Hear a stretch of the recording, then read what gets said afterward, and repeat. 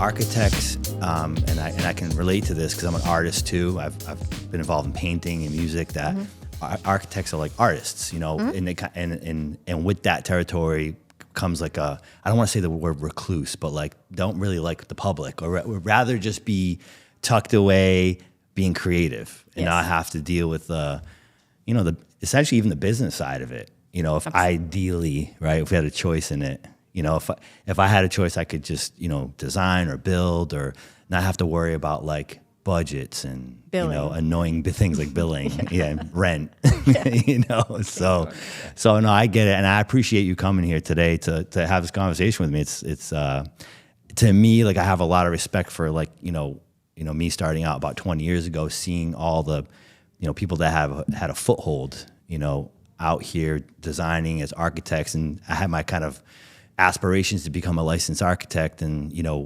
it didn't pan out for me. It didn't really make sense for me to pursue the educational side of it, where I was as a young man with a young son and just struggling to get by. I'm like, I can't just go to architecture school and big commitment. Become an intern and do the development program.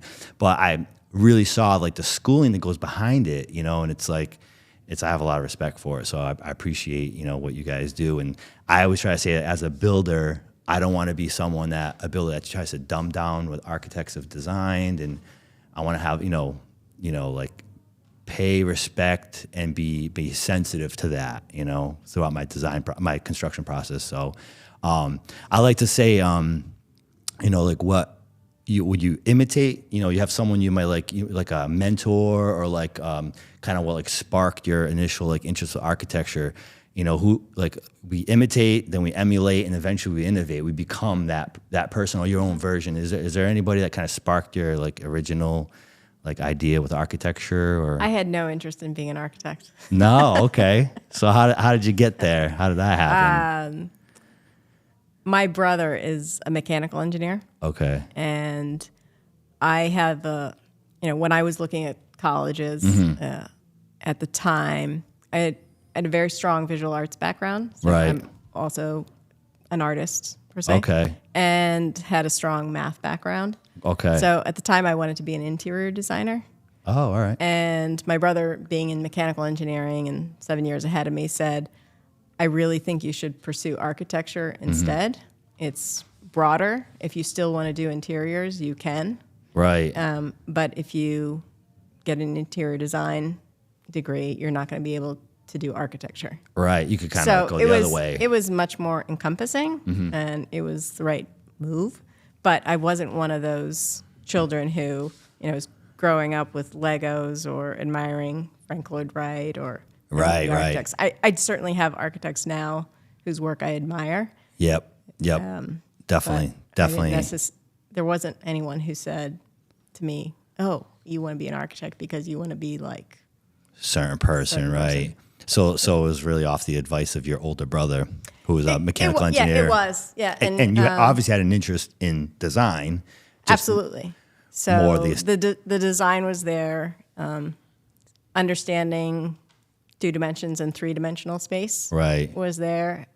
I can do that. I know a lot of people have trouble looking at a floor plan and visualizing it in 3D. There are a lot of tools now that help people visualize things in 3D. Did you see they have those it's like, I forget what they call it, design rooms or plan rooms now, where they'll project. Oh, that's right. They project it on the floor. Big warehouse and you can space. Walk through you can walk through it. I did see that. Yeah, I mean, I've been seeing it on Instagram. I think there's like several locations throughout the U.S. I don't know if there's one in Boston. I think we should start one in New Bedford. I know, right? But it's just, you need a lot of square footage for that, right? So it's like, this is actually, we'll talk to Steve and Mike later and see if we can work that in the budget.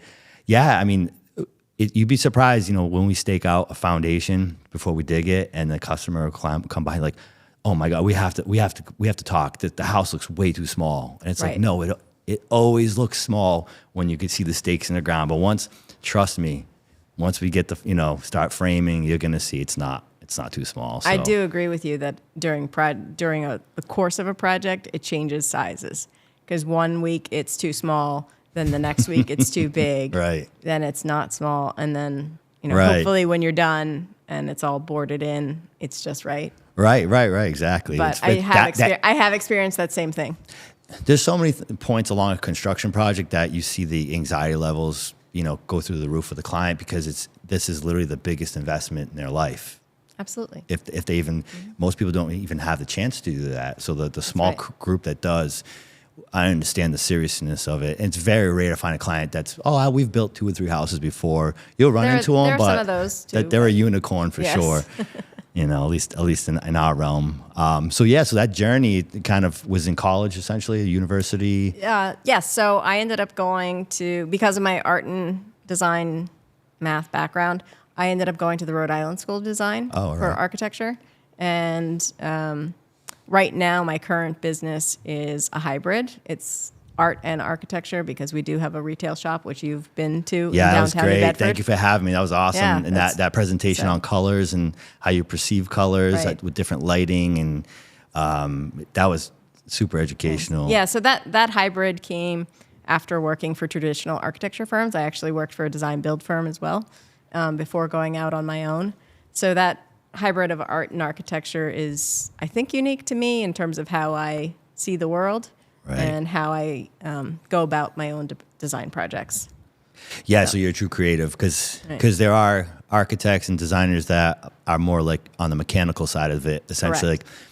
And maybe we'll call them structural engineers, but but it's there's maybe, and I'm guilty of this, that when I'm creative, I have some crazy ideas, and I don't know if they're practical sometimes, but I really fight for it, especially if I have a challenging design idea. I try to go further than the design. I try to actually develop some structural, design to back it up, to say this can be done. It's not going to be some crazy expense, but it looks crazy, can be done. But it can be done. But it can be done. I don't want to put it out there for too many ideas to be open to shoot it down, essentially. But but the creative side to me is the most important side, and that's probably a never-ending pit of ideas. That's right. Well, the editing is just as important.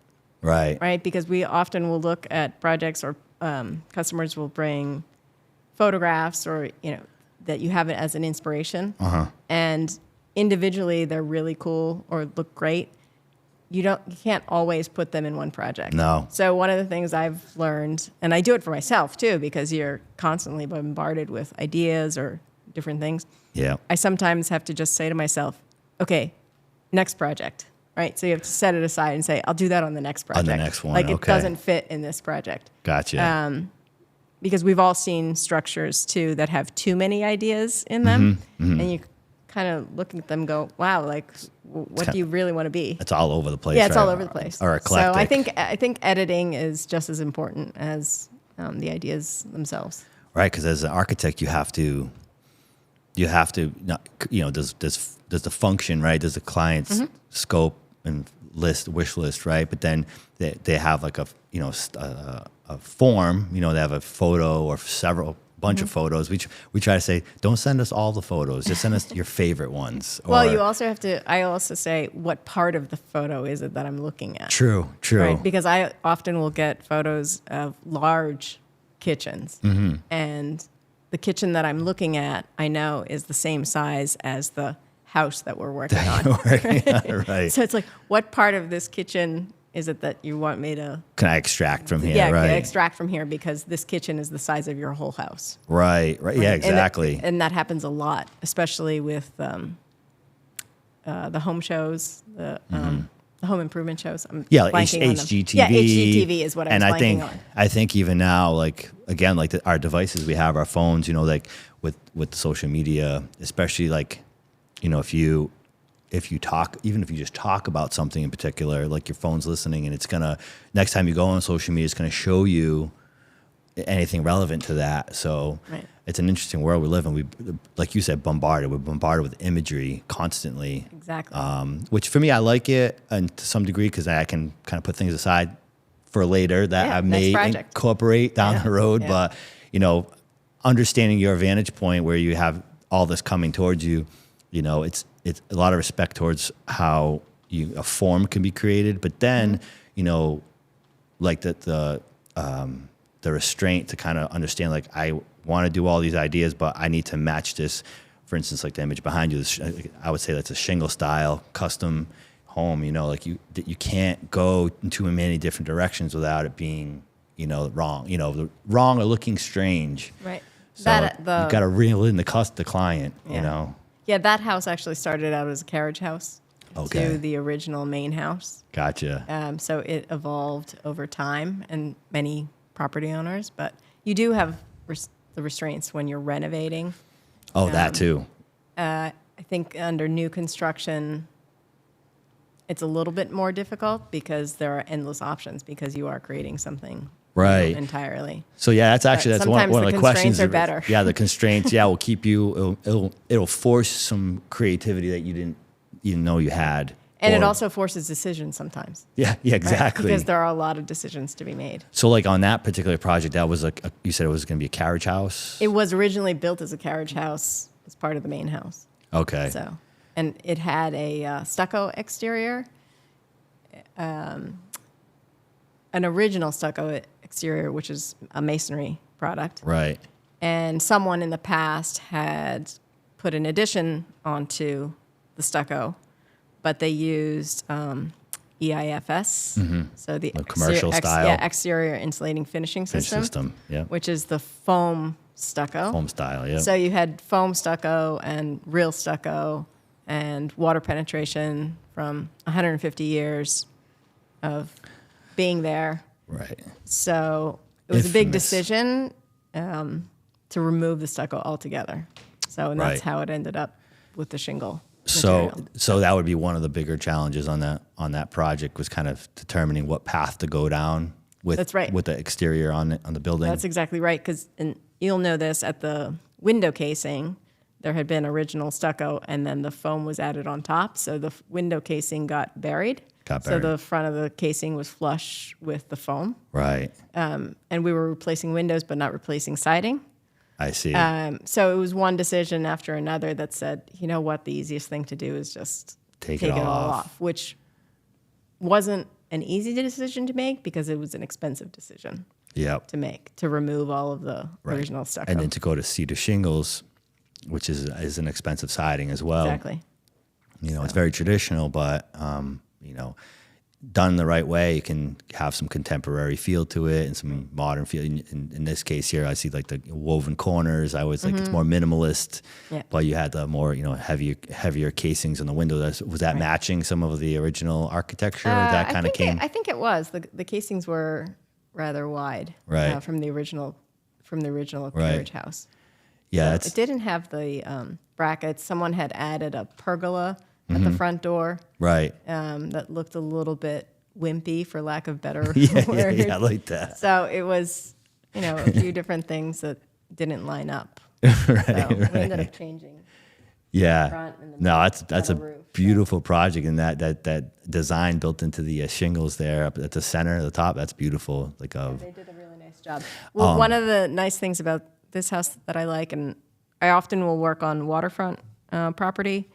So when you open the front door, you see the water. All the way through. All the way through. I love that. So same thing with the house behind you. I love when that. you walk in, the water is straight through. All the way through. So I'm glad the music stopped next door. That was pretty loud. I don't know if you didn't notice it. Yeah. I was like, oh boy, they're having a party over there. So did you ever picture yourself here, like when you were back in college and like your brother was giving you the advice, like picture yourself at like designing projects like this, you know? No, not at all. You know, from like that point, like when you were, you know, in school, how did that evolve into? You said you worked for a design build firm at one point. So I ended up getting a job a week after graduation in Wareham. Oh, okay. For two partners, two women architects, and I was working with them literally a week after graduation. So their partner was my critic at architecture school. Mm-hmm. And Anne said to me, I know you really want to go to Boston, because I was looking for a job in Boston. Yep. She said, but my partners in Wareham are really busy. It's a good place to be for the summer until something better comes along. And that's the joke now, because I still live in Onset. Right. Did you grow up there too before you went to? No, I didn't. No, okay. I had grown up in Pennsylvania. moved to Rhode Island for school. And then was not looking to go back to Pennsylvania. I wanted to go to Boston and go to the big city and get a big architecture job. Right. So you went from Pennsylvania to RISD, and then basically you've stayed there. I've stayed in that area and then have just changed firms. So I stayed in the area and actually also built my own house in the area. So that's a different project, because then you have to make the decisions for yourself, right? So you're constantly working with people who have to make decisions, and then when you have to make them, it's nice to be on both sides. Been on both sides of the process. But you could it's like, am I making the right decision? Am I making it? And you feel that, because I'm doing a house in Portugal right now that it's in my family, so it's in me and my cousin own it now jointly, and it's a little farmhouse, but we're modernizing the interior. Nice. So I'm picking tiles and fixtures, and I'm on these websites, I'm doing what we have our customers do in the selection process. So it's interesting. I'm filling out the tables and everything, and it's it's fun to be on that side again. I get to do it once in a while, right? Because I do some spec builds for sale here and there too. Yeah. But one of the big things in our business we talk about is selection fatigue with the client. So or project fatigue in general. Right. So you probably went through that with your own personal project. Absolutely. Sounds like. And I tried to keep it really simple at the time because I did not have a big budget. So trying to keep it a little bit simple. But that first firm that I worked for in Wareham, they did a lot of public work. So I had the opportunity to do projects at Mass Maritime Academy. They had designed the concession stand for the Wareham Gateman at Spillane Field. Oh, great. So I got to work on a variety of projects. We actually had quite a bit of housing authority work at the time too that I was doing, and that was my intern development program, as it's called. IDP. Yep. Yeah. So I was studying to take the architecture exams, because this, it's a 5-year architecture degree. Correct. And then an intern development program. They call it something else now. We are paid, but it tracks the areas of practice, right? Right. Yeah, because a long time ago, a lot of people would get pigeonholed and not get any experience in construction. They would just be strapped to their desk drafting. Right. So they might be doing just like interior elevations for bathrooms or something for 2 years. Exactly. And they don't learn any other aspects of that and process. They don't know. They don't get out in the field. They don't learn about. We both did interior elevations, so it's true. And I never personally got that far. I did work for 2 different architects, one in Boston and one here in New Bedford, as an intern. I was a paid internship, essentially. Yeah, they're all paid, yeah. But once I discovered what I needed to get to where they were and where I was in my life, it didn't make sense. I had to go the route I went. But it's interesting to hear the similarities there. Right. But when you were kind of discovering that, and you covered those bases in Wareham, essentially on set. I mean, we were actually on Main Street in Wareham, and that was 4 years of public work, and it was a small business, so I did get exposed to all of the different categories, and we were working on some sign and facade program through community development block grant funding. Okay. So that gave me a lot of awareness. I'm a big downtown advocate. My office is currently in downtown Bedford.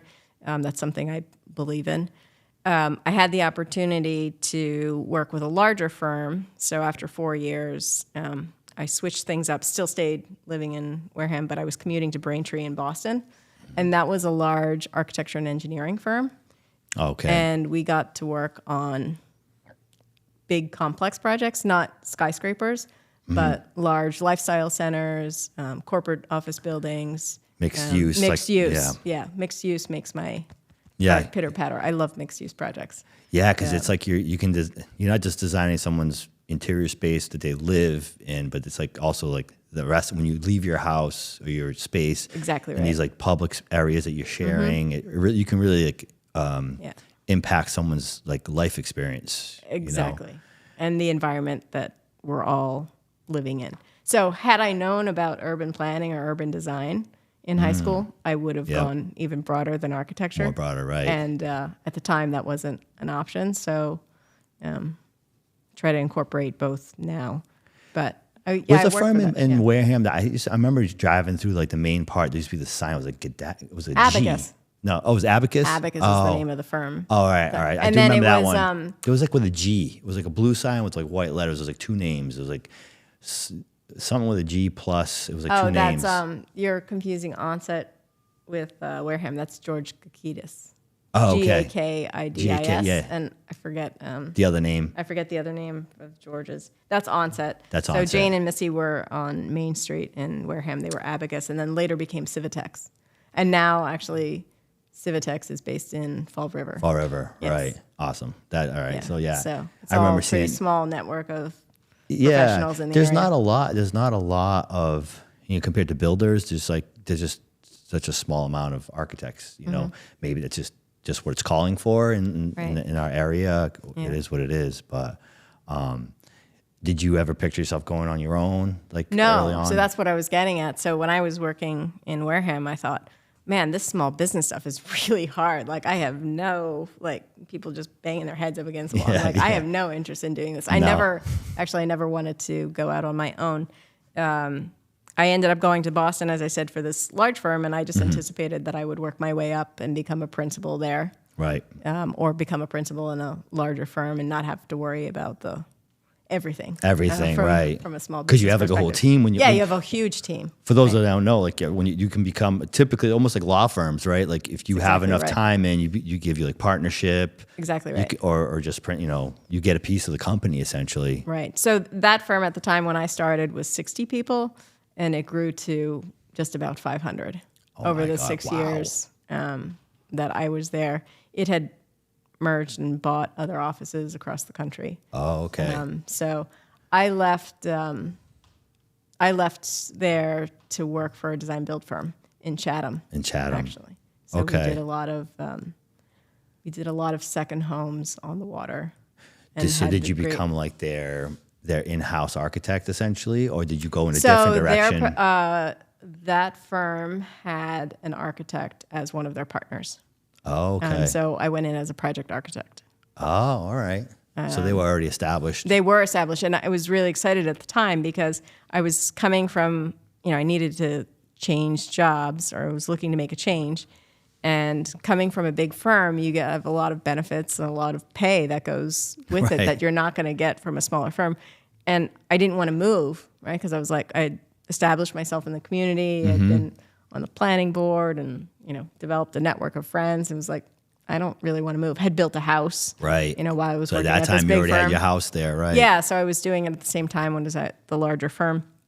So when I found the design build firm in Chatham that had, I looked at it and it was like 50 employees. I was like, wow, I'm like, this is, not a small shop. Small shop. Yeah. Right. So half of their staff, I'd say, they were probably half and half design and on the build side, and then obviously they had admin support too. Right. So that was a great opportunity. Not only did we work on large second homes, I had the opportunity to work at a resort out in Chatham. It's actually in Harwich, the Wauquasit. So that was more in keeping with my larger mixed-use experience projects. you had developed there. Exactly right. So I was able to translate those through. So you've seen it all. You've seen like custom waterfront homes, major renovations, preservation, and then obviously into the commercial side with mixed use. Yeah. How about like any industrial work or anything like that? Not necessarily large factory or manufacturing plants. Most of the time, it was mostly out of Boston, and it probably was a tenant fit out or a facade improvement. Nothing into like the high hazard uses. Right. High hazard, exactly. Yeah. There are a lot of things that happen in buildings that. Yeah. Right. Can be hazardous. What would you say is like your favorite project that you've to date? Let's just say that really made an impact on you. So my favorite project, I think I shared an image with all of you, is it's called the Garden Terrace. Okay. And it's a tented project. So I call it my $1 million tent. Is that the one that kind of goes up like this in the center? Yes. Right. Yes. So that space is a function room at the Wauquasit in Harwich. And it sits between two buildings. So I'm very much interested in the in-between spaces. So this was a great assignment for me, if you will. They were looking to have multiple functions occur because they have weddings, right, and private dining, and they have multiple things going on in different places. So they wanted to elevate their garden terrace space, which used to be a blue and white striped awning. You can imagine what that looked like with the metal frame. Right, exactly. And we actually worked locally with Sperry Fabric Architecture out of Rochester. Right. So I called Matt up and said, Matt, I said, I want to know if I can put doors on one of your tents. And because I had seen a photograph where it was the tented sides, the plastic sides that you're used to seeing. With those like arched the little plastic those little windows. And he had like one solid door in the side of it. And he said, well, yeah. He said, I put one in. He said, if you want to put in more. And I said, well, it's a curved wall. I said, and it's 75 feet, and I don't want any columns. Right. So like Curved you were saying wall. earlier, anything can be done. Anything. And we did it. And we did it without a center pole as well, which is super exciting for me. And that's an actual. So the image you can't really tell because it's kind of a dark image. I can share other images with you too. Yeah, I'd love to see them. Is it actual tent material? It's actual tent material, and it's fully sprinklered. Fully sprinkled because it's an assembly use. Right. So and it's heated and cooled. Right. So. And is it insulated too somehow? No, it is not insulated. No. Okay. No, it's a major heat loss. It's a 3-season essentially room. It's not. It would be used like right now. The resort itself isn't, or at the time, I don't know if they are open now, but at the time they would close January to March. Yeah. So it was open March to December. Right. But it's fully heated and cooled, and the theory was, if the father of a bride is paying $400 a head for a wedding, and it happens to be 98 degrees and humid outside, right, you want to be able to cool it. Absolutely. So it's a folding door system that works with a steel truss. Custom designed for that project. Custom designed. So you had to like create details for it. You had to do like. It's a feather in my cap. You had to make it make sense. You have to make it make sense. And it's really spectacular to be in the space as well because it extends out. We used I believe it's a limestone floor that extends out onto outdoor terraces. So it's a completely flush transition. So when it's open, it's like when it's open, you just flow in and out. So that one stood out quite a bit. Like when I saw that. Couldn't really fully get my head around it, but now the way you're explaining it, now it makes sense. Buildings, I can share images from the other view, but our goal was, our design goal was when you walk in, you want the end user to say, "Holy F." And that's pretty much what happens. Holy something. You could add a couple words to the end of that. That would work. That space definitely. When I saw that picture, I was proud of. So that's like your most. Stands out the most to you. That does stand out the most to me. It's unique. It encompasses a lot of different things. There are also spaces adjacent to it that went with it. For instance, they had a great lawn where the wedding ceremonies actually take place, and getting from the great lawn to a restroom was a hike. So we incorporated a restroom, men's and women's room, built into the hill, bunker, complete bunker because it's underneath a terrace.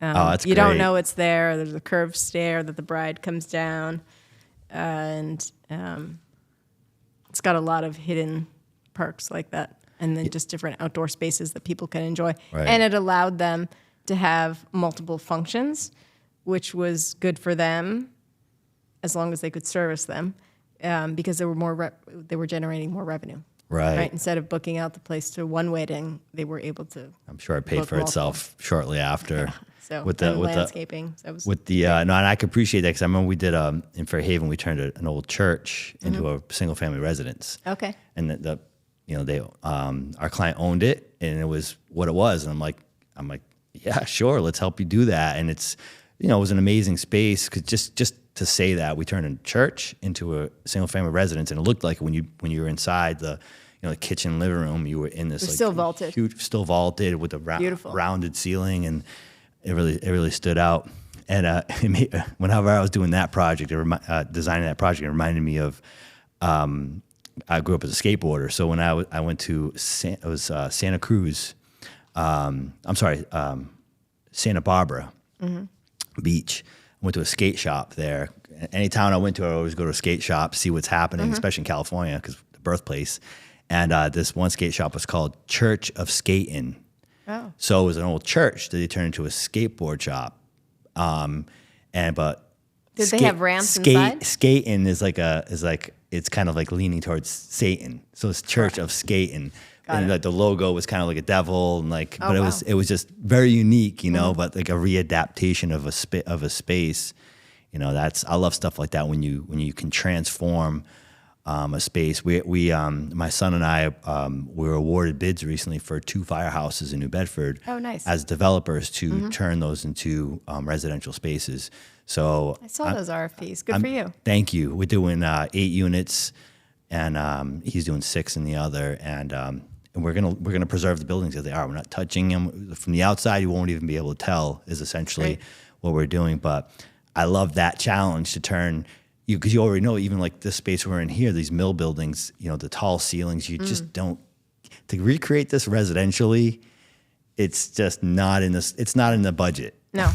But you get it by default when you're in a region like New Bedford, and it's great. And I feel privileged to get the opportunity to work on those projects. So I can totally relate. Adaptive reuse and using the building stock that we have is something that's important to me. So right. I'm glad that we have that in common. Oh, for sure. How about what do you call it? Eco-friendly or like sustainable design? Do you have any of those practices in your process? Or you just kind of just meet code? We meet code, try to be responsible. I have not worked on projects that have been 100% sustainable or LEED certified to gold. I'm familiar with them and familiar with the process. There was one home that I had a chance to work on in Chatham that the homeowner was very much into that. Okay. Or was requesting certain that information. Dynamics in the project. Yeah, we used triple pane windows. Yep.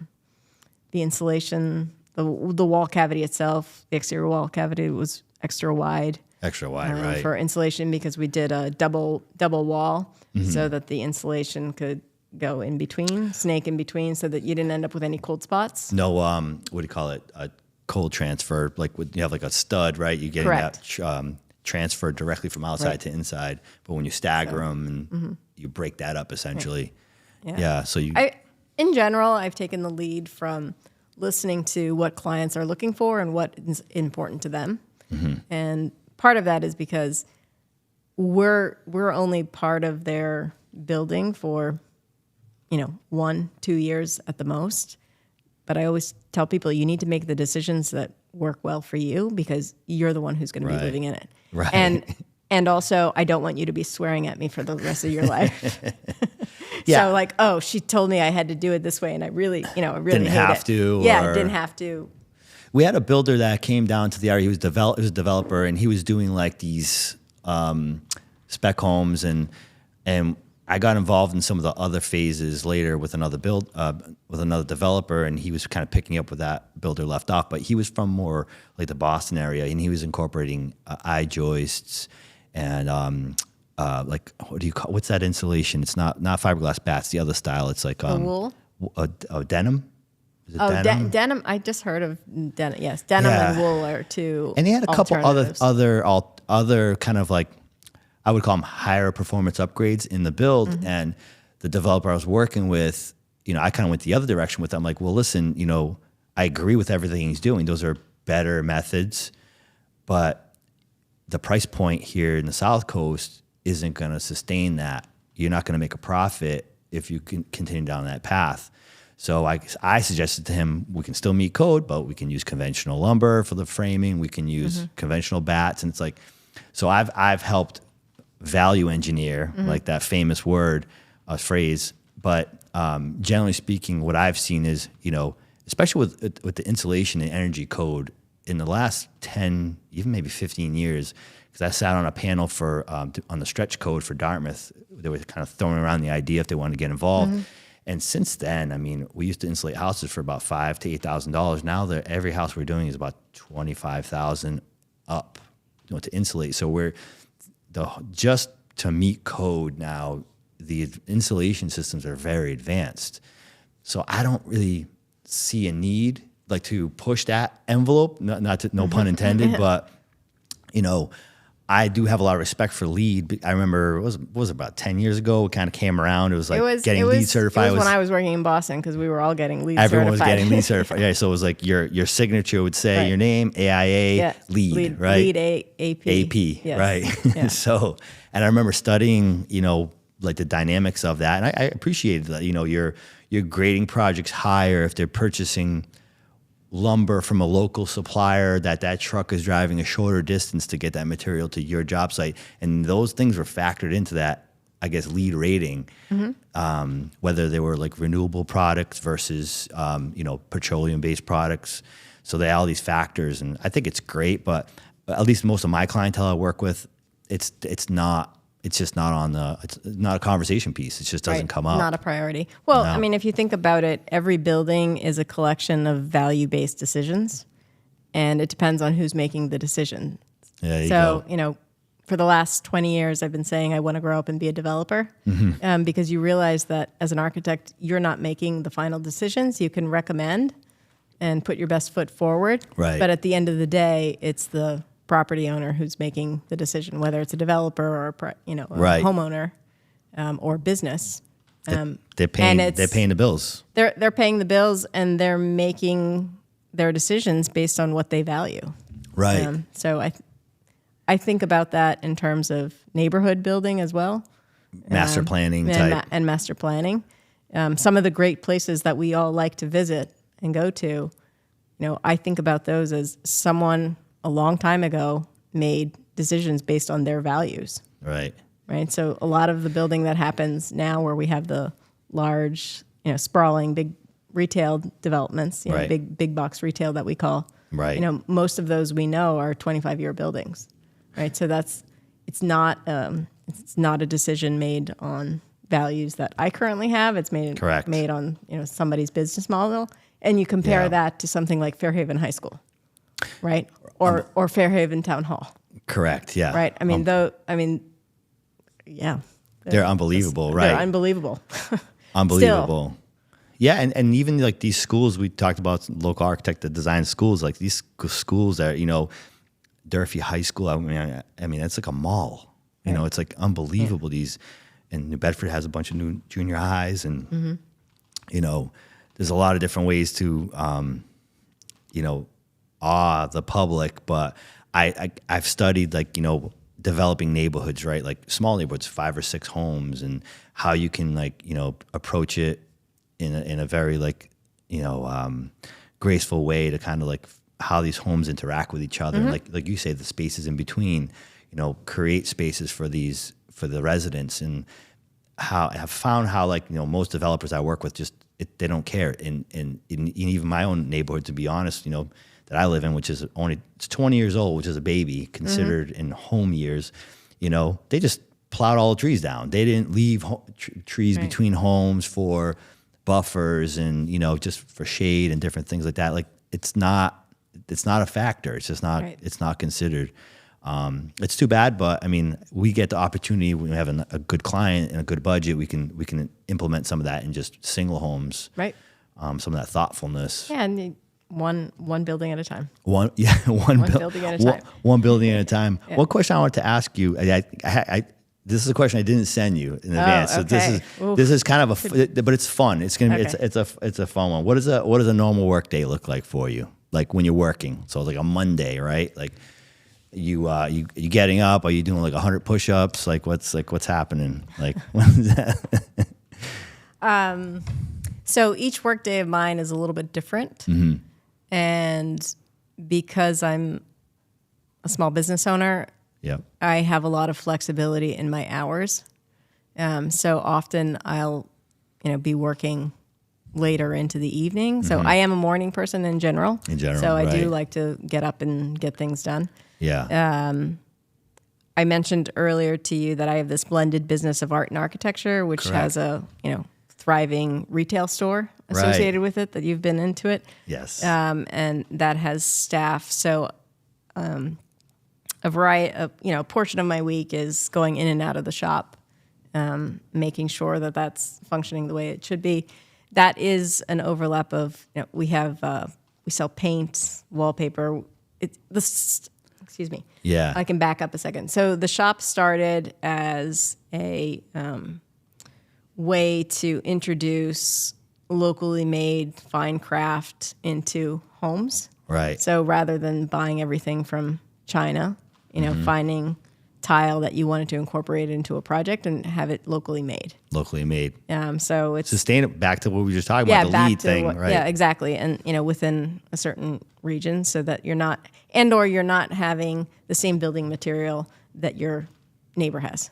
Correct. Right. So from it's a little bit from unique the box everybody, store. Yeah, everybody wants something unique, right? They think that their home is going to be the most unique thing. Yeah, and then as a builder, I go from house to house. I'm like, oh yeah, we've already used that flooring and tile and sometimes I'll get photos from the same magazines, right? So I tell people bring photos in from your magazines, and you see the same New England home ads. Not to get you off sidetrack, we're going to bring back, but I think it was like last year, it was like 9 out of 10 calls we got in our office was for a modern farmhouse design. There you go. It's like I don't want to hear about another. And we went from white kitchens to navy and white kitchens, and then gray I think was in between there. There's a gray one behind you. Yeah. So. Yeah, right. Yeah, the gray is nice, but that's going to get everyone's going to use that up too. So, but the shop there, the store, and the art, bringing those different pieces. What's a kind of cross section of what you have there? Like you said, you have some so tiles. So we go from I like to say jewelry to furniture, right? And some of the jewelry we have is for buildings. So we have these beautiful cast bronze door knockers. Okay. They're made by a gentleman in Swansea. And so they're poured in New England and they're hand finished in New England. They're a timeless door knocker if you're ever looking for a door knocker. Yeah, I think those little elements. I remember this restaurant in Providence I go to often is 10 Steak Sushi, 10 Prime I think it's called. But the decor, it's been like that for almost 15 years now. They have like mannequin bodies on the wall, and but the first thing I notice is the handles when I grab the door to enter. It's just cool metal handmade handles, and it's what you interact with. Yeah, right. It's your first experience, right? I'm glad you think that way. Literally the first thing. It's literally the first thing I see. Well, and the first thing that you touch or see. Exactly. So I think that's the things that can make. I read a book. It was called The Distinctive Home. I think it was called. I forget the architect who wrote it, but the idea in that is it wasn't to build big houses. It was to build smaller homes that were more thoughtful, but in every house though, to create one element that's makes it distinctive, whether it's the door knocker before you get there. It could be as small as that to a little nook to read your books or something that's custom made for that house. I think that's the difference. And it sounds like your business that you have, besides your architecture business, but we call it a store, right? We call it a shop. It's a shop. Yeah, retail shop. Shop. It's grown into a full retail store. Full retail store. It didn't start out that way in Marion. Yeah. But it's a full blown retail store. So a client of ours, they're building a home. We could send them there, and they could say, I don't know what I want, but I want to find something unique for my new home I'm building, and your shop will basically will present many ideas to them that they. That's exactly right. So you can come in and just shop for ideas. You can come in and buy a piece outright. Right. So we have incorporated 2 paint lines. The one that you were talking about earlier, when we did a color talk, Farrell and Ball. It's a high end paint, and I know everybody thinks that paint is the same. And it is because it's 5 different ingredients. So all paint is pigment, water, resins, binders, and fillers. Okay. So it's the quality and quantity of each of those that the manufacturers put in that determines the consistency of their paint. Right. So I always say it's like making cake, right? So cake with real butter is better than cake with margarine. Yeah, absolutely. So, there's more than one way to make. So just in terms of the ingredients. Absolutely. So you have the paint there. Yeah, we have the paint and wallpaper. So there are, more design elements to it, and then there are other gift items, pottery, original artwork. Original artwork. So furniture. So some of your day is kind of going by there to kind of check on. Yeah, so that's where we were going. So my day Yep. varies quite a bit. Right, so right. Whether I'm working a shop shift or just checking in, I'll often meet with clients at the shop. And that's great too. yeah. So you can be there, but you can also kind of get an appointment out of the way too, right. because you have the space. So you have the office space. It's there a good too. intersection of what I do. Right. So the work week varies. Varies, and it's yeah. often weekends. I do try to keep Sundays to myself, but that doesn't always happen Doesn't either. always happen, yeah. But no, that's good. That's a life of. I mean, then you're an architect, but you're an entrepreneur as well. Sure. You're a business owner essentially. So you have to know that's the benefits are that you can, in some ways, make your own hours. But then there's times when things need to happen that there's no one else that's going to do it. It's going to be you. That's exactly right. You're going to step in, and And there's a lot, and you know this too. There's a lot of uncertainty.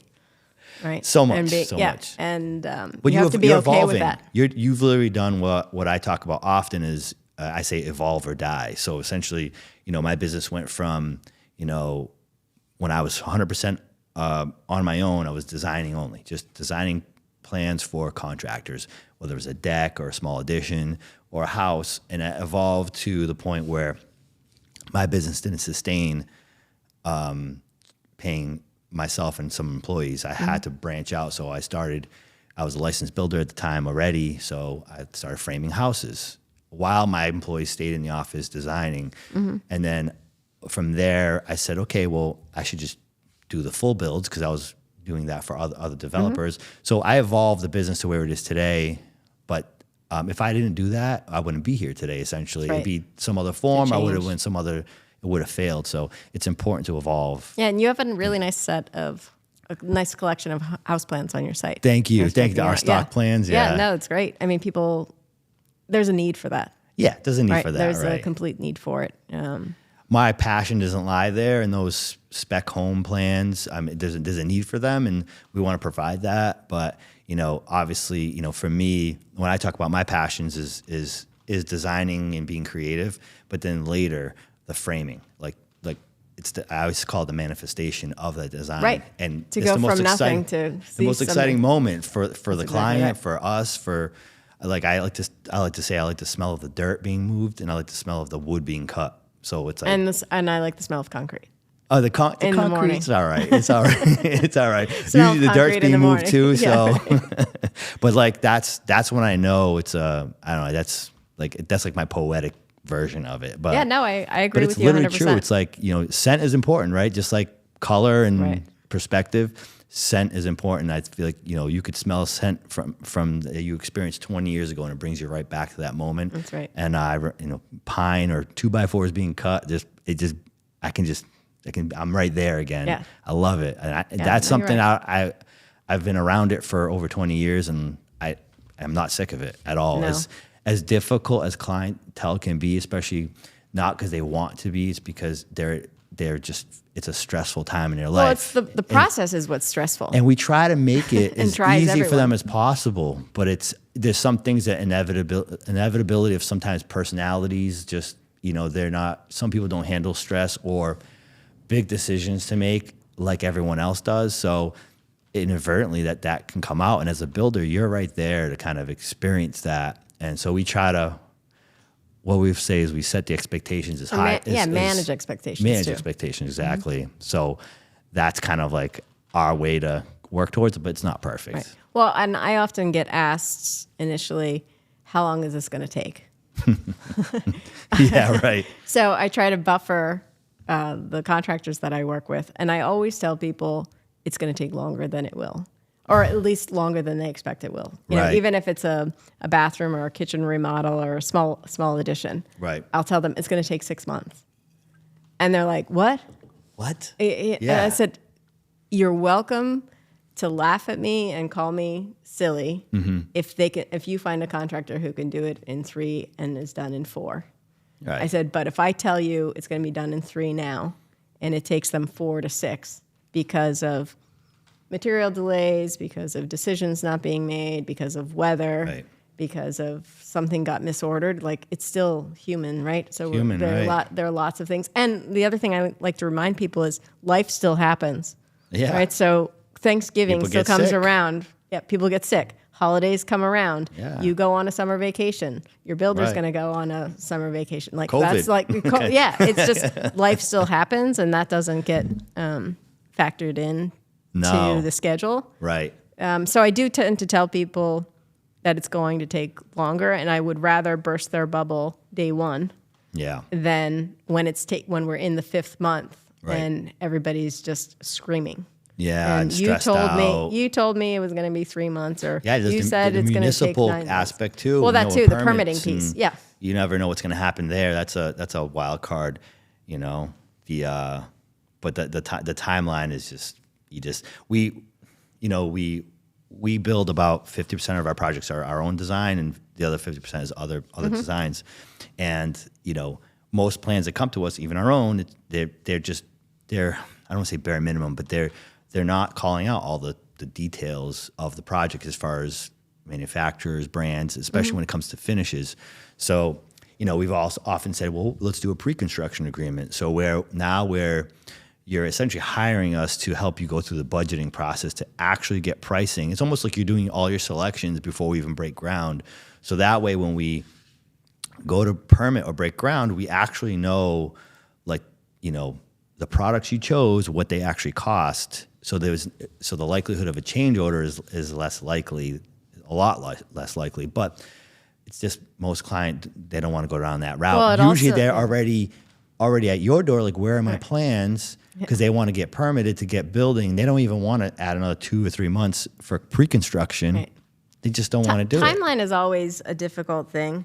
And the older I get, the more I realize that the amount that you're going to invest in putting up a new building, whether it's a house, an office, a mixed-use building, is take the time and make the right decisions. Do it right. And do it right. If it's going to take 3 more days for the plumber to complete the rough plumbing the way Right. that you want it, Right. it's worth taking the time. Of course. Because in the end, you're really not going to remember that it took him 3 more days to do that. No, you're not. You're just going to enjoy the shower.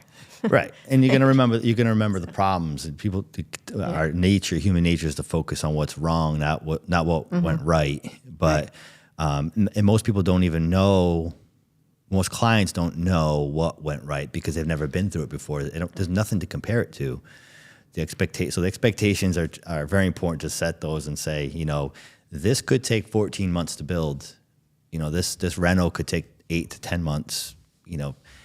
It's all dependent on, yes, the weather, yes, schedules of contractors. We can try to help that, but we can't help the selection process. We can't, if you have I do like your pre-construction. The pre-construction concept. idea, right? Yeah, I actually may take you up on that. Yeah, and we offer it, and we say, we can sit with the architect, even at no charge. We'll say, send us your concept scheme, and we'll put square foot numbers to them with color coding. Yeah, that's so dangerous. Dangerous, right? Yeah. But at least you're going in the somewhere. Ballpark, Yeah. right?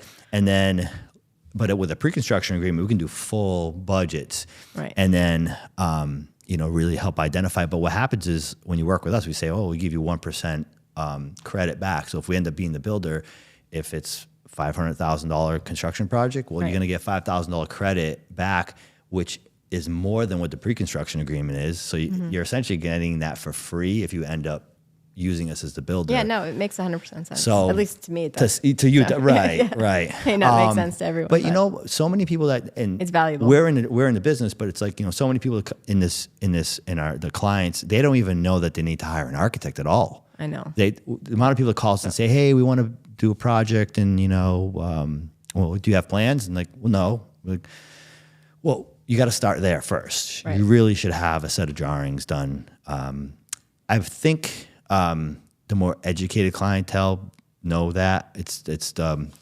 I don't know what the demographic is, but it seems that the more educated client is, we tend to find that they are already coming to us with an architect or even a surveyor in place. But we're okay with also guiding them through that process. Well, that's why I like the fact that you have the house plans, the stock plans, because they do have a place. Yeah. Right? So, right. Because not everyone is in a position to hire an architect.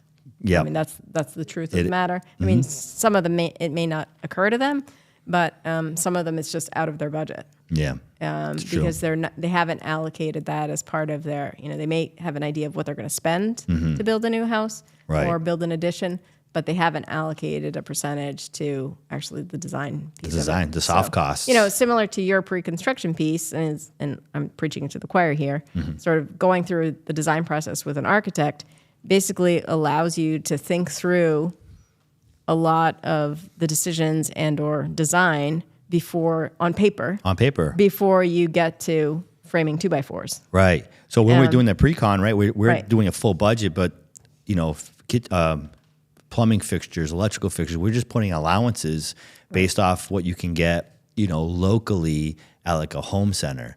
So, we might have a client that says, well, I want to go to the design center and I want to get better quality products or from other countries even. We've had that. Yeah. So it's like, we can't anticipate that. We don't know what they're going to choose, but we at least give them some numbers to start with.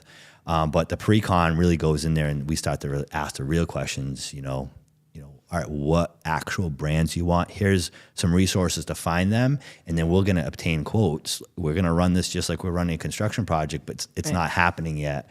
Well, it's far less expensive to do it on paper or in planning because you can take a step back and it doesn't cost you tens of thousands of dollars. Well, something that never gets talked about, because I listen to a lot of construction and architecture podcasts, and one thing that never gets talked about is a lot of clientele use lender financing to build. Yes. And what I find is that change orders aren't allowed. So you're going to go into that. You're going to get a pre-approval, get your construction loan to build your home. You have your set draws. Now, as a builder, if we identify a change order, you have to come out of pocket for that. Correct. On the side. But some people don't even have anything on the side to come out of, or a very small amount. So that's why it's definitely important to identify as much as possible early on, especially if you're relying on a lender essentially. We've seen it so many different ways. The schedule of values doesn't always line up with a payment schedule. No, for sure. We do these estimates on software. We use we don't rely on our vendors for pricing initially. We do all our estimating in house. We develop using a program Plan Swift, and we import our pricing. We update it often. What technology do you use in your business, like besides AutoCAD or? So I do use AutoCAD. I do not have an estimating software, so that's good to know. I just do it in Excel. In Excel, okay. Yeah. There you go. So over time, you develop a good Excel spreadsheet. Gotcha. That you can work through. So, and typically, I'm providing a preliminary construction cost estimate to folks just to make sure that we're in the ballpark. That's good. They're even doing that. But I rely on the builders, my contractors, to do that. So it's great to hear about pre-construction services. Pre-construction stuff, right? We do, like I said, we offer a free one, which is basically a square foot study at no cost. But if the client wants to invest in the pre-con services, we offer that. It's inexpensive. It's like $3,000 in light of what they're, depending on what they're building. May not make sense for every project, but like for us, we use, like I said, we use Plan Swift. We use cloud. We have a cloud-based program, Monday.com. We use for essentially it's like a cloud-based spreadsheet. We run all our projects through that, and we can communicate within it. It's almost like social media. We can @people and communicate within the business. It's a project management software. It's not really. It's almost an anything software. You can make it for whatever you want. Yeah, but it's definitely angled towards project management because there is a Gantt chart option, which I've never been asked for a Gantt chart. I've been asked for a schedule many years ago, but I would always be like, I don't really do schedules. I do like Microsoft Project because you can do. I've always heard about that one. So, it's a Gantt chart, right? Yeah. Well, you can do it in a number of ways, but But I remember I used to say, well, I'm not that advanced. I just want you to know that every day I show up on your job, I'm making sure people are showing up here. I'm keeping people accountable, and I want this done as much as you do because that means I'm going to get to my profit sooner. So I don't want to drag this. So that was always my conversation I would have with my clients when I didn't have a team. Now that I have a team, I developed the Gantt chart within every project. So, and ironically, clients have been asking us, hey, do you guys have like a chart, like a Gantt chart or whatever? I'm like, actually, we do. Yes, so I can help you with that. It's been like... Yeah, and I don't know if you probably run into this more than I do, on estimating. it comes down to two major components, which are your materials and your labor. And material costs have been so all over the place. Yeah, lumber has been stable again. That's why I say square footage costs are dangerous, because they are.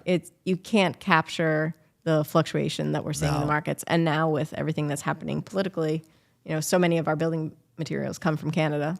Right. So I don't know what's going to happen with that. Well, I mean, in theory, all the prices are going to go up. Going to go up, right? So, so it's a hard time to be building again. It's gonna. COVID was bad enough. But. It's gonna. And I've said it often on enough podcasts about how much I lost during COVID to keep my name. Instead of backing out of the customers, I stayed in the job, and I didn't have what do they call it, escalation clauses in my contracts. Right. But we made it through. But so I suspect the same. What you just said, I suspect that's coming as well. And we'll see. We'll adapt if we have to. We're gonna have no choice. I think we should start 3D printing homes. Yeah, well, they do it right. They do it in concrete now. Yeah, I've seen those, right. But they're. Yeah. If you like brutalism, then you're gonna do all right with that. Have you used the insulated concrete forms at all? So forever ago, I'm talking 13, 15 years ago, I had a project that the homeowner really wanted to use it, and I didn't really see it added a lot of complexity to the job. Right. So didn't really see a benefit. Well, that's the other thing, and you probably enjoy this too, about just designing and building, is that there are always new materials that are coming along. So it's an alternative technologies or being able to do things differently. There are tried and true ways of doing things that we're never going to get rid of. But I do appreciate there is some advanced technologies there. I think for us, when we were giving customers decisions to make, we always just wanted to get the decision made.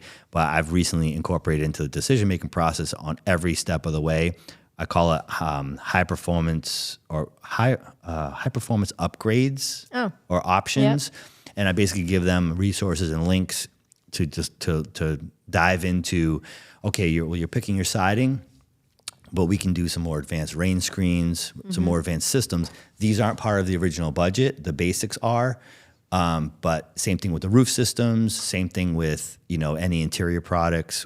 I try along the way, I've seen many upgrades that I like and like to incorporate, but I'm not insisting that my client has to use those. There are some builders that are high end that I know personally, they're listen, I build one way and that's it. Right. I'm $500 a square foot because I use these systems. And if a customer doesn't want to hire me because of that, then fine. But I'm not there. And I don't know if I would ever want to be. I want to be I think the code is where we should. And I think the code, in some cases, especially the insulation's gone a little high on things. But I want to give the client, the consumer, the option. I want to say we can build to the code, but I don't want to steer you away from advanced products. So we've recently incorporated that. So, I mean, that's it just makes for not the same day twice. Right? For sure, right. Your day and my day, there's some people who go to work and every day is the same. It's the same, right? And that's actually one of the things I enjoy about what we do, right? In our industry is it's not the same every day. Oh, of course, so.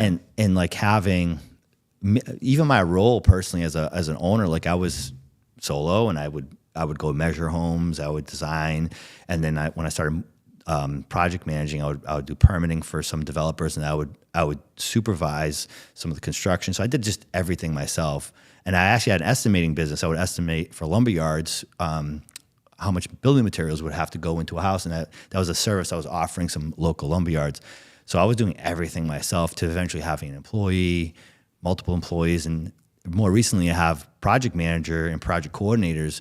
So I'm not even managing the jobs. So I've had more time, especially this year, to focus on more owner-oriented goals, which I wanted to write standard procedures for our business, even standard operating procedures when it comes to installing a window, key performance indicators for everyone's roles in the business, actually defining our business, everyone's role, who reports to who. So I've had a lot of time of just doing general business ownership, house cleaning I've never had time to do. So it's been different. sometimes I'm just like, I kind of like earlier. I just want to go out in the field. Yeah. Earlier last year, I'm like, I feel like I'm a fish out of water. I'm like, I don't even know what to do with myself today. And I'm like, oh yeah, I got to focus on these new things. When I'm so used to just going on adrenaline and going, all right, I'm going by these 5 jobs for the morning, show up, see who didn't show up, what needs to get done, make a list. And I would do that. And then I would come back, I would have lunch and I'd go back to the office and I would implement everything I did in the morning. Like you're right, that adrenaline rush keeps all that. Going. Yeah. And I loved it. Like right. So I kind of missed that. Yeah. So you talked earlier about selection fatigue or project fatigue. Yeah. I find that at the end of a project, when I'm not running on that adrenaline and it's done, and I'm no longer going to this house or that house, it's kind of like, well, wait, what's going on? What's going on? What's next? There's no running around to do. Yeah, exactly. That's when you come up with some other crazy idea, something to get yourself into to stay busy and all that. Let me see. I got a question here. Can you discuss an impact of cultural or historical context on your architectural projects? Like anything culturally that's impacted you as far as historical context? So I think in general, New England has, just by where we are, has a lot of cultural and historical implications on design work. Yeah. Right. So a lot of historic buildings need to go through his Historic District Commission review. Yeah. And some people call it hysterical. Yeah, some people call it hysterical. That's correct, depending on the requirements. As an architect and having studied all the different versions of architectural history, I do appreciate each style. So I take a lot of time to think about how what I'm designing is going to fit in. Right. Because there are two different approaches to historic preservation. Is one, you're matching identically to the style if you're adding something new, or you're making it so radically different that it's clearly defined as this was done in the 2020s. Exactly. Right? So there's a good example downtown, the National Park Service. I use that exact example all the time. Yeah, I'm like, so what the way to do it? Right, is the way to do it. So they connected the Corson building to the Bank building, which is all now National Park Service, and that connection is clearly contemporary materials. And clearly still fits, in my opinion, because it represents a different era of when, of how this property is being used. Right, for those that don't really understand, like, for instance, like Fairhaven High School, right, like that, or like a building like that that's very ornate and has very period-specific architectural details, whether it's, in the soffits or the, bracketry. It may be difficult or impossible. Nothing's impossible, but it may not be feasible to recreate that, or cost-effective, right? So, like, you end up with, if you're trying to get there, if you get 75% of the way and you put an addition on a building, it's like, this is the original, and this is like what people would call now like the Wish or Temu version of it, like attached to it. So you're better off just going completely the other direction, which contemporary against a traditional, building like that. Yeah, and I use that example all the time to. It's a good example. They did a nice job. I'm glad you mentioned that. So yeah. So like that's really the only time you kind of really would want to what's the word? Depart from the original style. Correct. Yeah, I just have a project that's finishing up in construction. It's still not done. It's on Onset Avenue in Onset, right on the beach, and it's adjacent to the Glen Cove Hotel. Oh, I've been following that. Yeah, you've been posting some pictures on that. Yeah, I have. So that particular property had a house on it, and that house was moved to the center. And a previous owner had created a tiki bar and a tiki hut on that lot. And, the current owner said, we don't want the tiki bar in the pool anymore. We want to put a house back. Right. And so when we put a house back, it's similar to the one that got moved. But you can see how, from the streetscape perspective, it looks like it's always been there. It's always been there, right. Because it's got the front porch like everybody else, and it's set. The houses go at an angle as it goes on a curve. As it goes down, right. On the curve. So that gets some people really excited. They're like, wow, you know, such a great job. Really it like paid fits right respect. in, you know, Right. as opposed to, you know, putting something that doesn't fit there or putting something that was set back 30 feet, right? Setbacks are It's a big thing, yeah. It's a big thing. I mean, I'm a big believer of your setback should be similar to what's on the left or right of you. Right. Not necessarily some arbitrary number. Yeah, and it's like, and then there's this other part of me that's, you know, when you talk about like solar heat gain and like, you know, the true way to design a home or a structure is to kind of take advantage of that. But when you're aligned with other homes, like you can't just be like the oddball. Right. Or maybe you can be. You know, sometimes it's almost like a statement by saying, okay, well, all the houses are in the line and mine's going to go this way. And it's really going to stand out and it's going to take advantage of like solar heat gain. Yeah. But, you know, in general, 90% or more, the clients don't want. No one wants to stand out. They want to kind of blend in, and that's good. And you should. And you should. Yeah, there's room for both, but yeah. A lot of the older neighborhoods I find were laid out with orientation in place. Yeah, so you don't have to worry about that so much. Don't have to worry about it. So that's, speaking of old neighborhoods, and the neighborhood I grew up in was the lot, I think size was like 75 feet across and maybe 100 feet back or 80 feet back. You know, single floor ranch, 3-bedroom, you know, 1.5 bath or 1 bath in most cases. You know, zoning doesn't really allow for that anymore. You know, we have this kind of simultaneous like issue going on. We need more housing, but we also, especially in like rural towns, you know, you have like these 1 acre or 2 acre minimum build sizes. It doesn't really allow for anything to happen. And if you look at like towns like Fairhaven, New Bedford, city like New Bedford, there's a lot of parcels throughout these municipalities that you could build a house there and match the next door character like we're discussing, but the zone doesn't essentially allow for it anymore. And one thing I've been talking about it, so I wouldn't even want to say I'm advocating for it because I haven't really made any steps, is zoning reform, which I think one of the ideas I've had, and I'd like to, you know, kind of get your input on it, is, you know, you take areas that are already kind of commercially developed, like, and even in towns. I always like to use a reference like in Dartmouth Bliss Corner, where you have gas stations, you have some commercial businesses there, some mixed use. But in general, as soon as you get outside of the confines of those properties, of those businesses, it automatically goes to residential, single family use.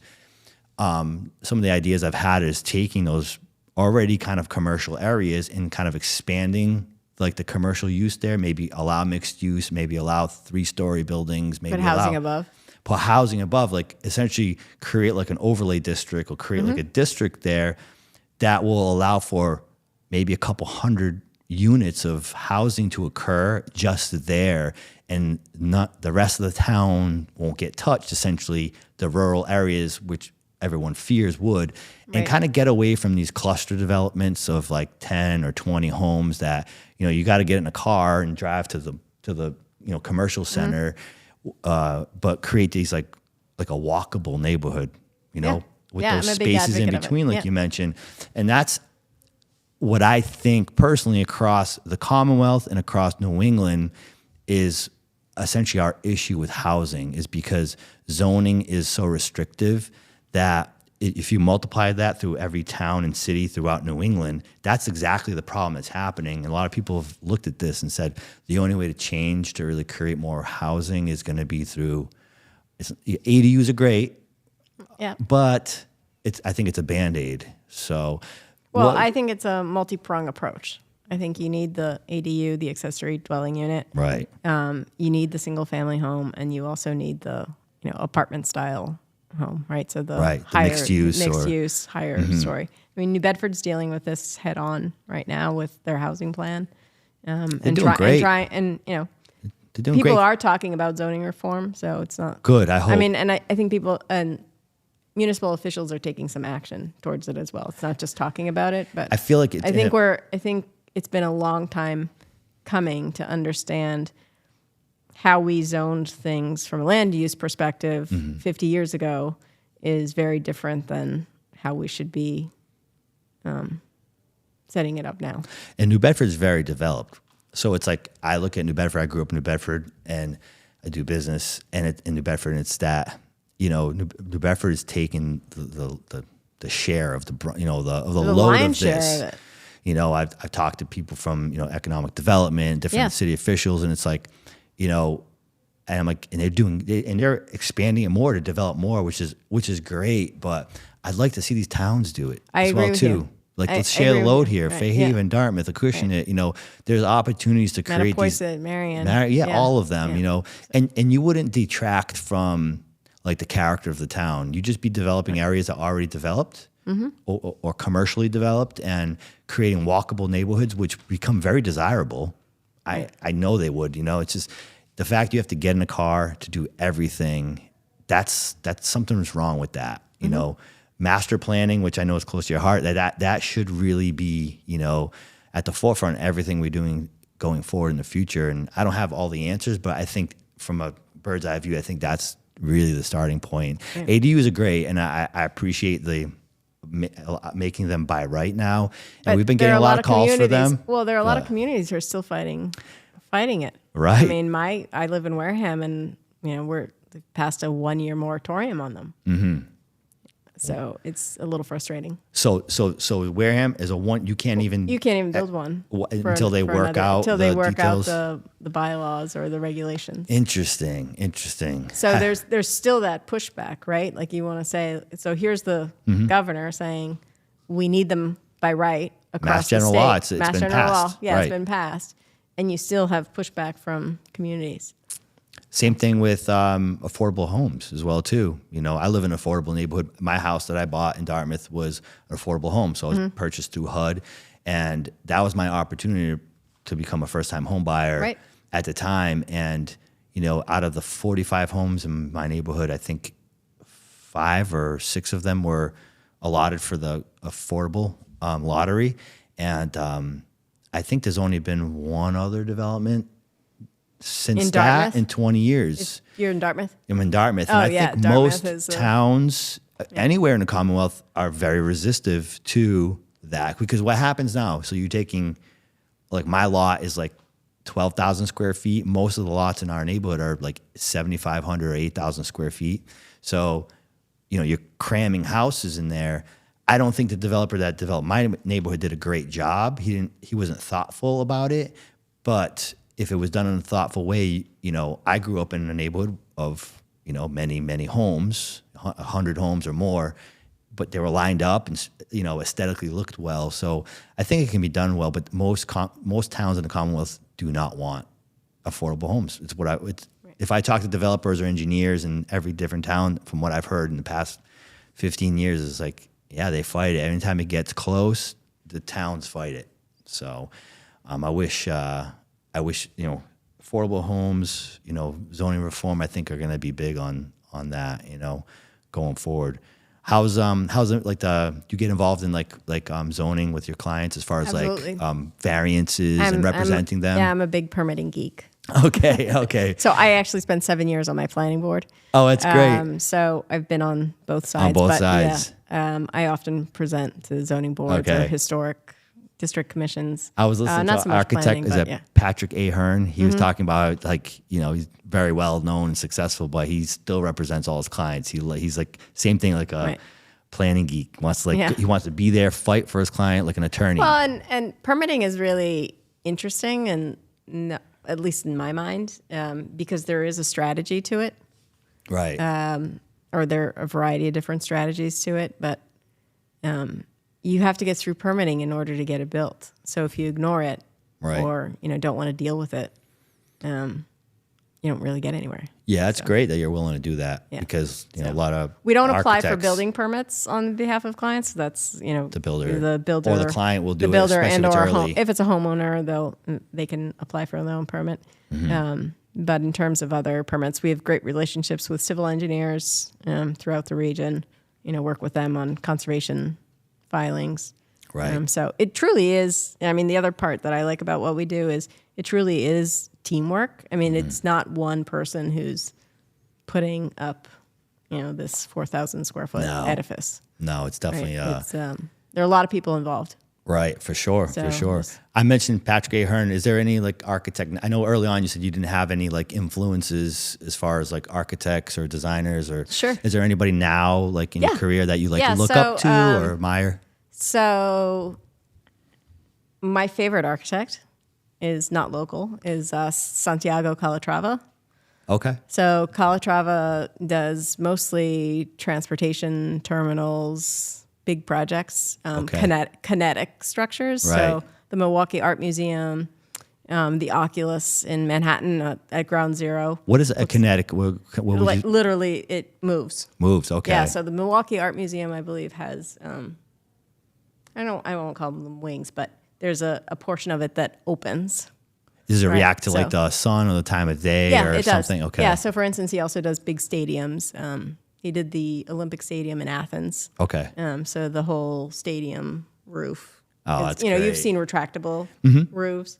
So Calatrava's my number one.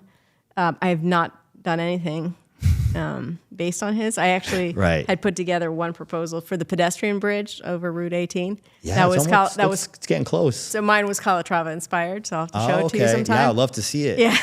I actually know. I'm forget. Is it Tracy? She did the glass.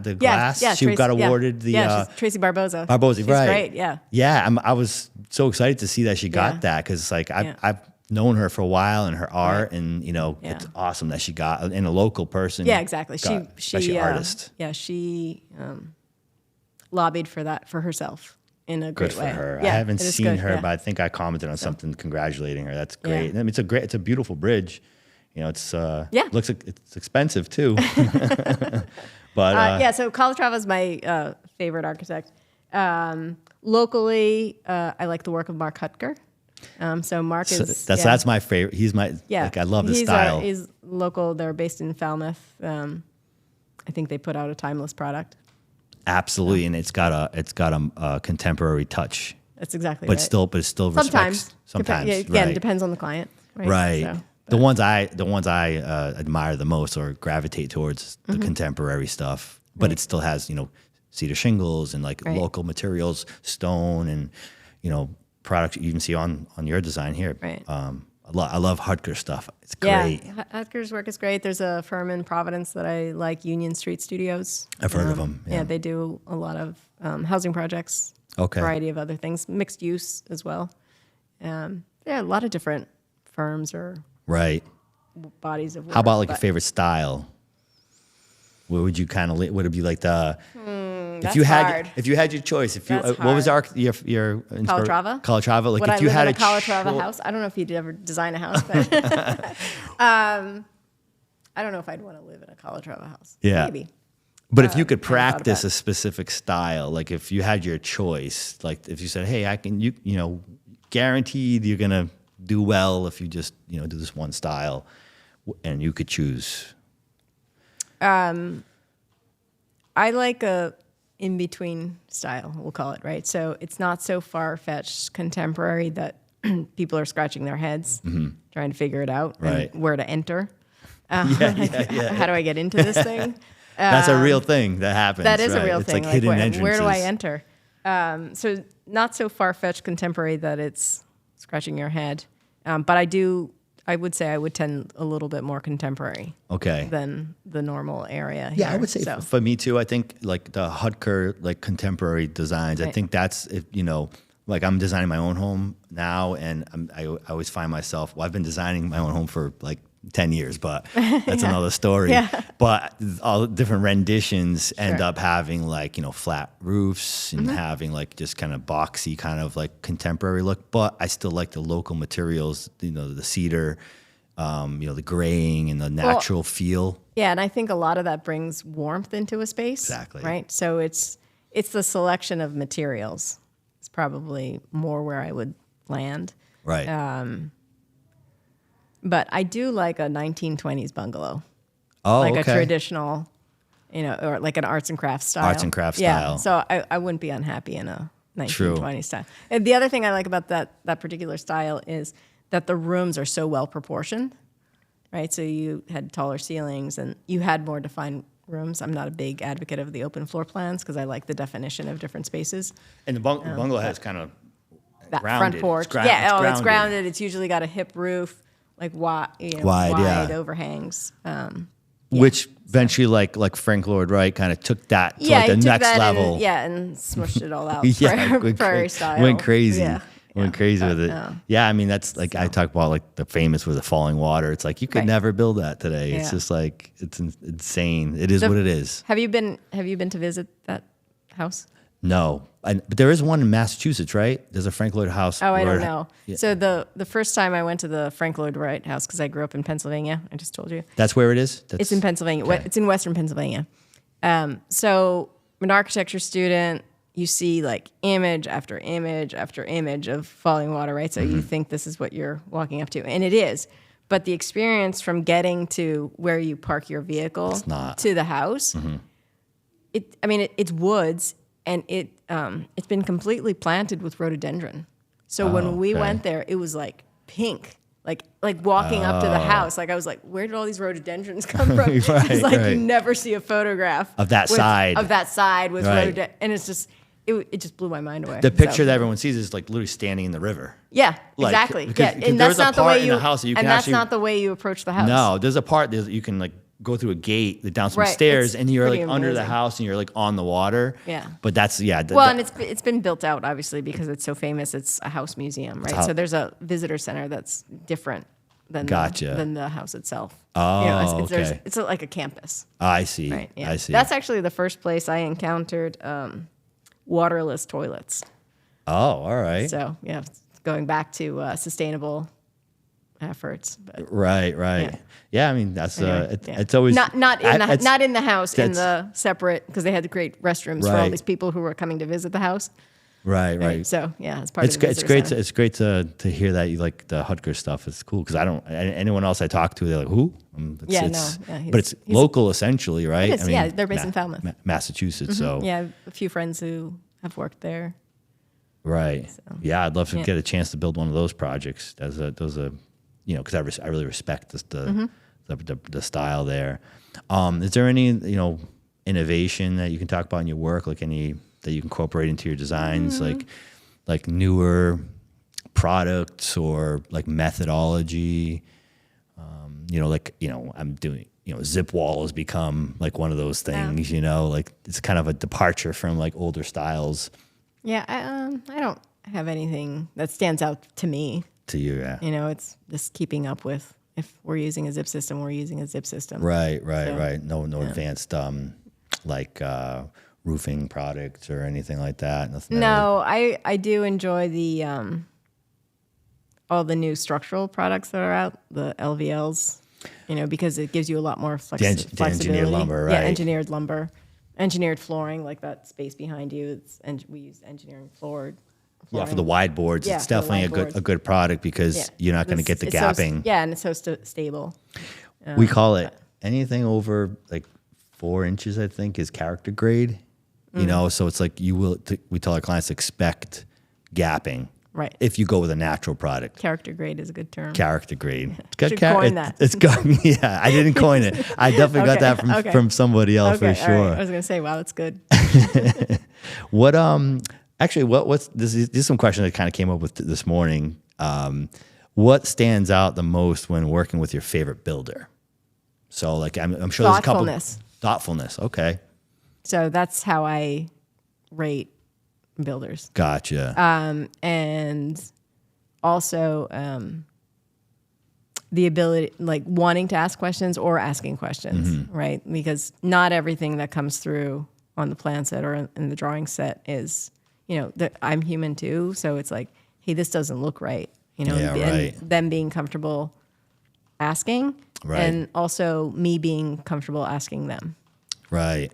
So I do like to work really closely with the builders because I think it's the three-legged stool that everybody calls it, the owner, the architect, and the builder. Right, exactly. And during the design process, you get to know your owner pretty well. So it's owner, architect, and then you're adding another. It's like having another child into the family. Right. So exactly. I like open communication, thoughtfulness, and clearly, just good quality work. Yeah. Subs. and how builders treat their subs too. Right.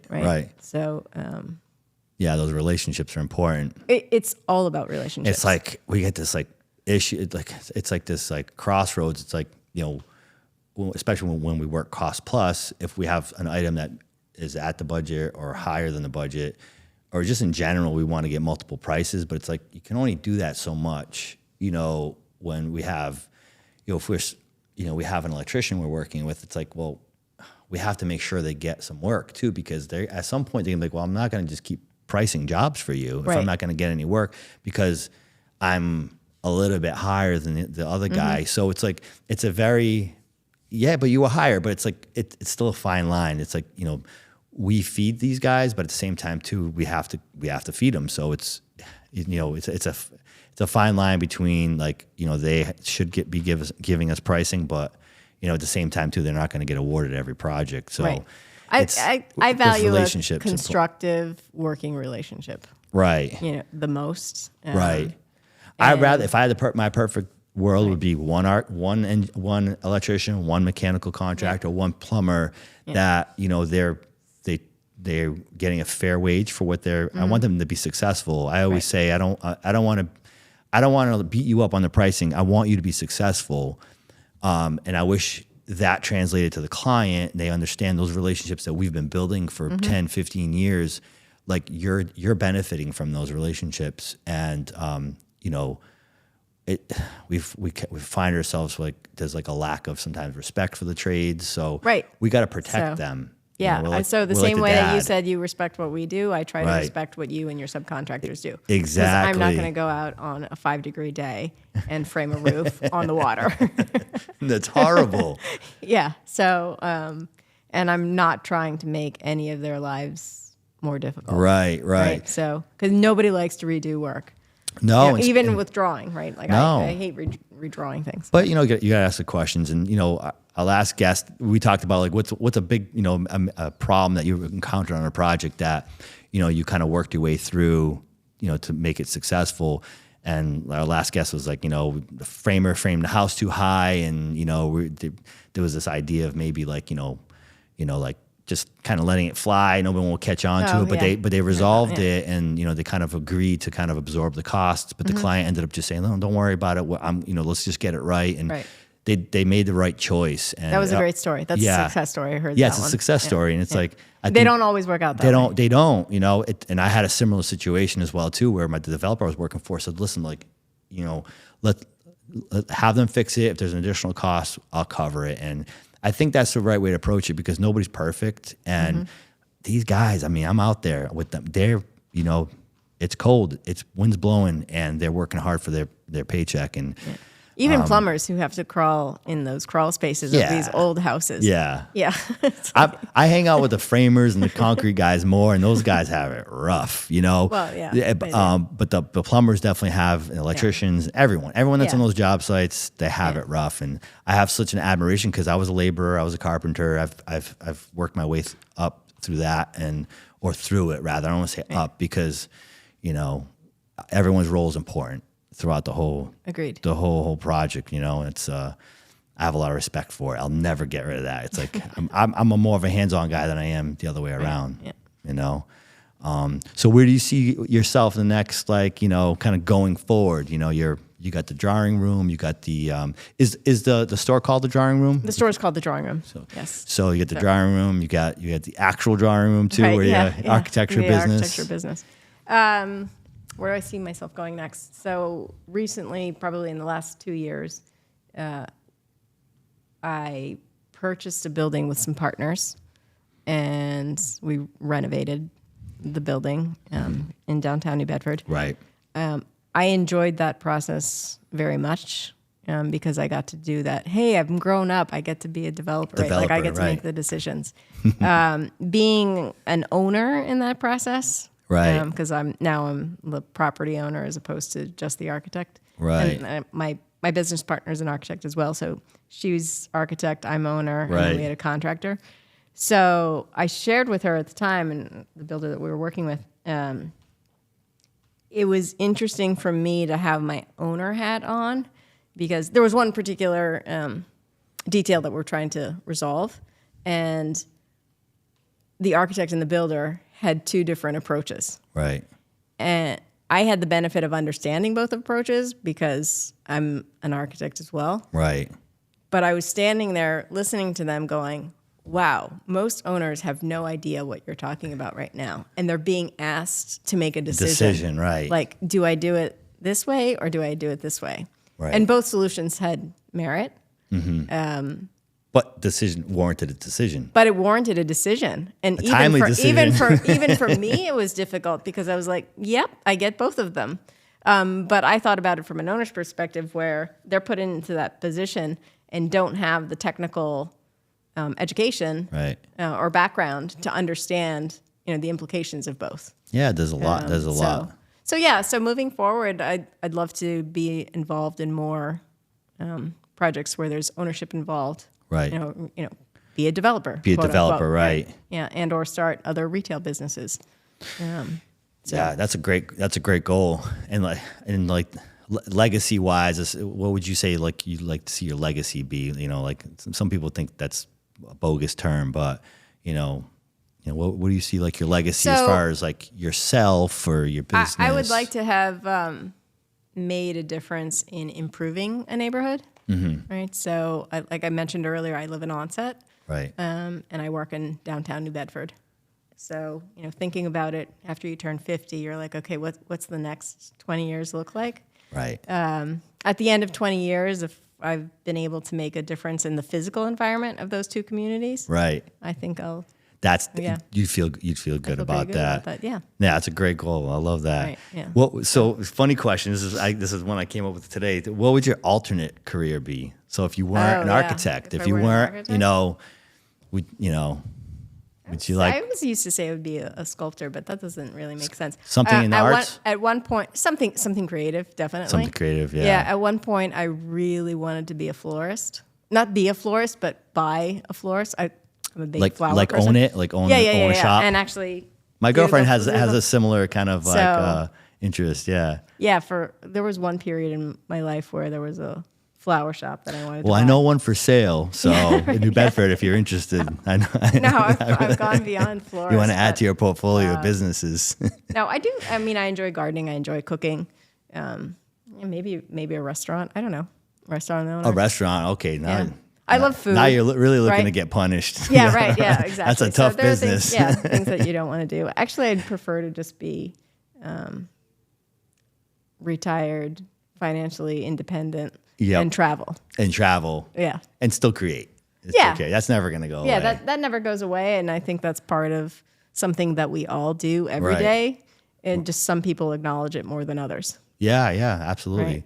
It's important to travel, and it kind of broadens your horizons with all sorts of cultural. Just to be able to experience all those. I mean, the things. idea just going to New York alone. I mean, like different hotels I stayed in, all the interior design ideas I've gotten. I've amassed. I have the photos I have of just different lobbies and bathrooms I've been in. It's just like I get asked why there's so many toilets on my phone, like pictures. And it's like, well, that's what I do. That's great. Yeah. Well, you were talking earlier too about Google searches.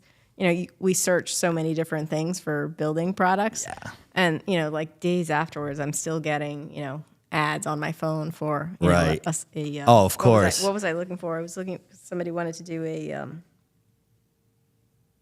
a deep plunge, a cold plunge tub. Like built into the home. Yeah, built into the home, her bathroom.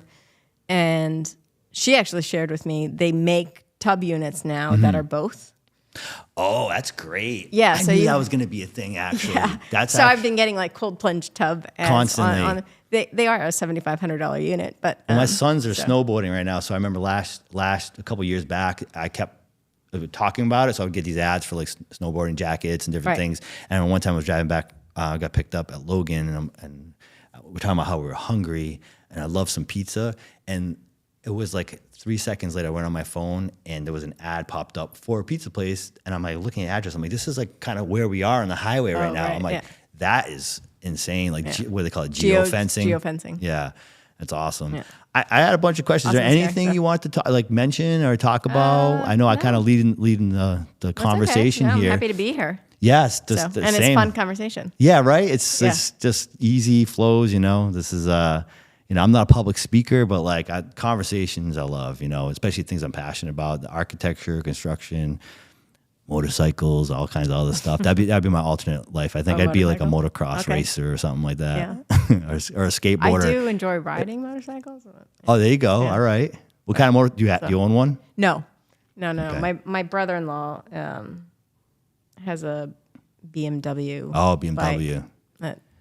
That's usually when I get a ride on a motorcycle. Yeah, those are cool. I like all of them, any kind. Yeah. On road, off road, you name it, any brand. Actually, I have a very funny story. There was a gentleman I was dating many years ago, and his son was into dirt bikes. Riding. So I get on the dirt bike ride. Take a for a spin. No, not yeah. I'm like, okay, I'm going to do this, right? So I've been watching kids all afternoon, like do all these. Oh yeah, we're out in like some cranberry bog country.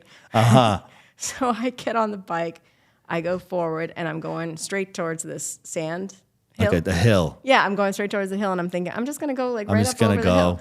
It's sand. What could happen? I went right into the face of it. I went right into the face of it, and I laid it on its side. Yeah, sand is very forgiving, but it also isn't forgiving when you want to stay on a straight line. It was wild. I just went straight into it. Yeah. Yeah, I grew up. The 12-year-old thought that was like the most funny thing ever. So. Yeah, I call it my reset button because being a business owner and being in just very cerebral. Not physical. So I go to the gym in the morning, but it's not enough. So I like if not this time of year, but if I can get out on the motorcycle, whether it's go for a ride or diving is the same thing. Scuba diving. Diving, right? Yeah, because all I think about when diving is breathing. Breathing, right? Yeah, all you can think about is breathing. And I say focusing on not dying is what I say when you're on a motorcycle, especially on the highways and everything. You have to be very focused. You can't go off into thinking about other things like you may do even in a car because you're in a car you feel safe. You're really not safe. Right. But so that reset button is important to have that. No, I agree. I read a book. It's called Ikigai. It's like the Japanese secret to a long, healthy life. And is what?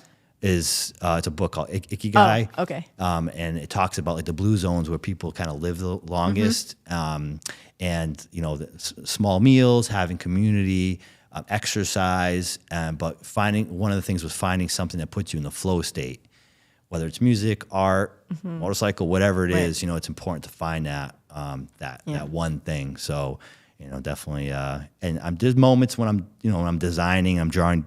I like to draw with pencil as much as I can. Me too. Feel more creative. There's a connection between what you're thinking and drawing going out through your hand. It's right. There's actually, I can share an article with you. Yeah, I'd love to see that. Yeah. One of my former project managers used to say, "Your mind is for creating ideas, not for holding them." And I always stuck with me. Yeah. And but like that, when I can get those moments to, if there's like an unusual detail, and I can draw or help with just a kind of conceptual direction, and I can sit down and design by hand. I love that, and I do find myself in a flow state, and it's usually when everyone's gone home for the day and no one's asking me questions. Because when I'm around, it's funny. I have my own office. I have but it's like most of the time I work from home on my kitchen table because I don't get the interruptions of the staff. But I know it's like a tug of war. I often have thought that if I build a new house, I would do the drawings by hand. Oh, rather than doing them in CAD. That would be fun. But, there is a zen to that. It's like a zen moment. The other part that I really love about it is that everything that you're thinking or drawing about is like literally in your eyesight, right? Right. Your 24 by 36 sheet of paper. It's right there. It's right there. And you don't have to worry about the fact that you just put a dimension line in and you call it 4 feet to scale. Right. You don't have to worry about like picking a dimension in CAD and it tells you it's 4 feet 0 and 5/16 inch. You have to worry about and that. Then you have to go in and change the dimension because you can't have the 5/16. There's rigidity to that. Yeah, there's software. and you're also like zooming in so far on your screen. I have big screens. But one thing you don't get with that is if you're like, you know what, I really think that should be 8 feet wide. It's like, oh great, I have to erase everything and draw it all over again. So which might not be the end of the world. It's not the end of the world. So they did it for centuries. So how can people find you? Like, do you have on Instagram? So we're on Instagram as Anthi _drawing_room, Anthi Drawing Room. Okay. Facebook is also Anthi Drawing Room. And I recently just started a new Instagram page. You're welcome to follow it. That's Just Design. Just Design. And that's Anthi_design. Okay, and it's THI. THI. Yeah. _ design. Yeah. Stop in the shop. Anthi_design. Absolutely. And Stop then in the and then you have shop. the drawing room. What's the location of that? We're at 22 William Street in downtown New Bedford. Historic downtown New Bedford, historic right? downtown There's New cobblestone Bedford. street out Yes, front, right? cobblestone streets out front. Our next door neighbor is the New Bedford Whaling Museum. Yeah, you're right. That's a great location. So they actually have a really large construction project coming up that they're starting this year. Oh boy, it's a lot. I've finally seen some cranes downtown, and that's what I've been waiting for many, many years. I've had conversations about that's going to be revitalized. Like you can only build so many restaurants and bars. You need people to live there and to work there. So this is the beginning of what we need more of. And if we could replicate that, like I discussed earlier, in the other towns, I'm with you on that. We'd be doing great. And no, that's awesome. I appreciate you coming today. Yeah, and thank you do you have any events coming up? You want to talk about it at the drawing room or anything like that?